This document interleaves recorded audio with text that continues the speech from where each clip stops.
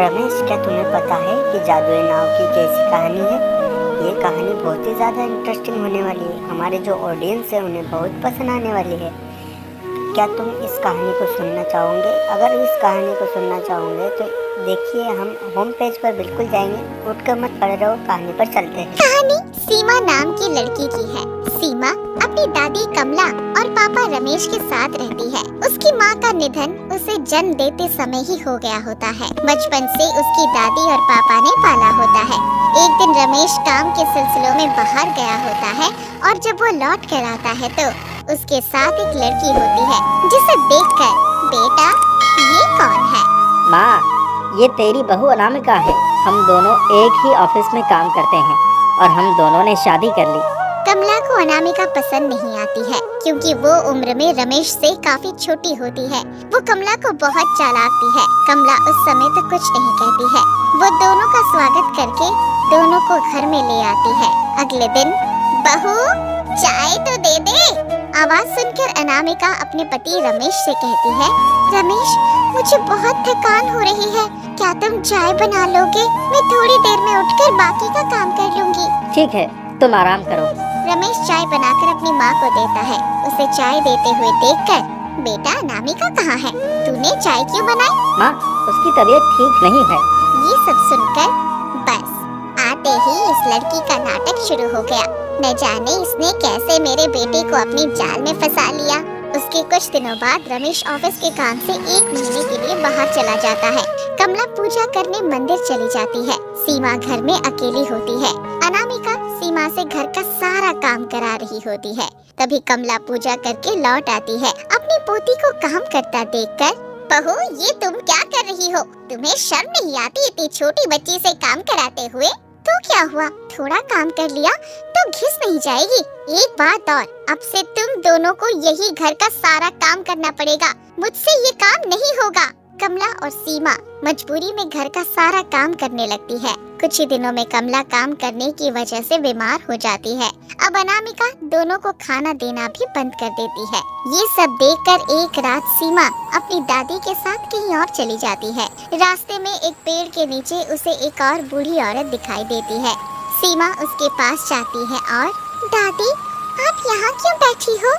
बेटी मेरा यही काम है, मैं रात को ऐसे ही घूमती हूँ, पर तुम और तुम्हारे साथ ये कौन है? और तुम दोनों इतनी रात में यहाँ क्या कर रही हो? सीमा बूढ़ी औरत को अपनी सारी कहानी बताती है। तीनों बातें करते हुए पूरी रात बिता देते हैं। अगली सुबह जब सीमा और कमला उठते हैं तो देखते हैं कि वो बूढ़ी औरत वहाँ नहीं है। उन्हें ना देखकर, दादी वो रात में जो दादी थी वो कहाँ गई? पता नहीं बेटी, वो कहाँ गई? दोनों बातें कर रहे होते हैं कि तभी सीमा की नजर उसके पास रखे आलू नाव पर पड़ती है, जिसे देखकर, दादी ये आलू का नाव कहाँ से आया? लगता है कल रात जो बूढ़ी औरत थी, ये आलू नाव उसका ही होगा।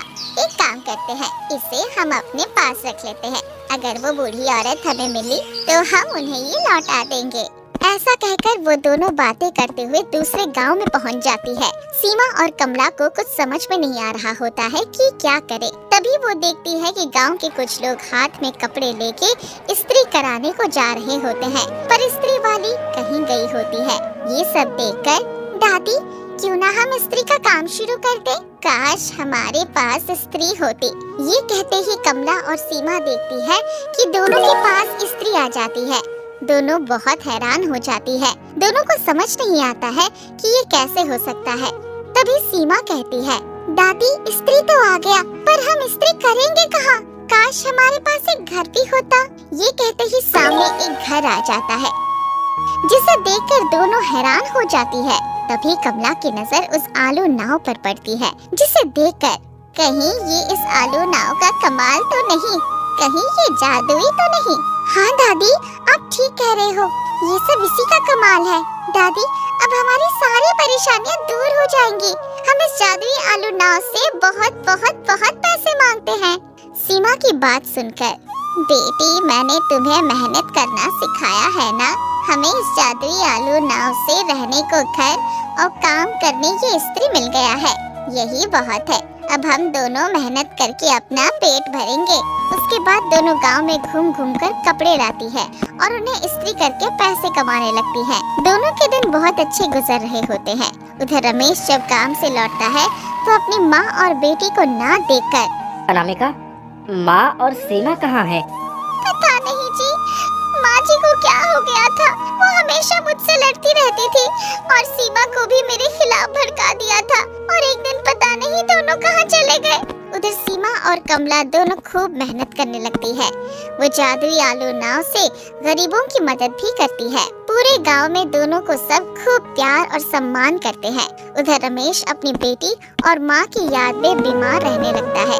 अब अनामिका भी रमेश के साथ बुरा व्यवहार करने लगती है और एक दिन वो भी उसे छोड़कर चली जाती है। ऐसे ही कुछ दिन बीत जाते हैं। एक दिन, दादी, पता नहीं मुझे पिताजी की बहुत याद आ रही है। चलो ना एक बार अपने गांव चलकर उन्हें देखते हैं। बेटी, पता नहीं तेरे पिताजी को हम याद है भी या नहीं। कोई बात नहीं, अगर तेरा मन है तो एक बार चलकर देख लेते हैं। उसके बाद दोनों अपने गांव के लिए निकल जाती है। गांव पहुंचकर दोनों देखती है कि पूरे गांव में बाढ़ आ रखी होती है। गांव वाले मदद के लिए चिल्ला रहे होते हैं। ये सब देखकर, दादी, यहाँ तो बाढ़ आ रखी है, हमें इन सबकी मदद करनी चाहिए। बेटी, तो जादुई आलू नाव निकालकर उसमें सारे गांव वालों को बिठा ले। जादुई आलू नाव में सब सुरक्षित रहेंगे। सीमा जादुई आलू को निकालती है और लोगों की मदद करने को कहती है। जादुई आलू नाव देखते ही देखते बहुत बड़ा हो जाता है। उसमें गांव के सारे लोग आ जाते हैं। तभी जादुई नाव रमेश के घर के पास पहुंचती है। सीमा भागकर अंदर जाती है तो देखती है कि उसके पिता बीमार खाट पर पड़े होते हैं। वो जल्दी से उन्हें भी जादुई आलू नाव पर बिठाती है। उसके बाद कुछ ही दिनों में बाढ़ कम हो जाती है। सबकी जान बच जाती है। ये सब देखकर, सीमा बेटी, आज तूने पूरे गांव की जान बचा ली। ये सब सुनकर, बेटी, हमारी जान तो बच गई, पर हमारे घर और सारा सामान बाढ़ में बह गया। अब हम क्या खाएंगे? ये सब सुनते ही सीमा जादुई आलू नाव को सब पहले जैसे करने को कह देती है। उसका ऐसा कहते ही सब पहले जैसे हो जाता है और सारे गांव वाले कमला और सीमा को धन्यवाद करते हैं। उसके बाद सीमा और कमला रमेश को सारी बातें बताती हैं। ये सब सुनकर, माँ, ये सब मेरी ही वजह से हुआ है।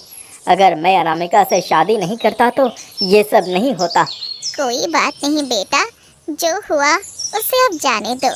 आखिर अब तो हम सब साथ में ही हैं। सीख, हमेशा भले बनो और अच्छे बनो।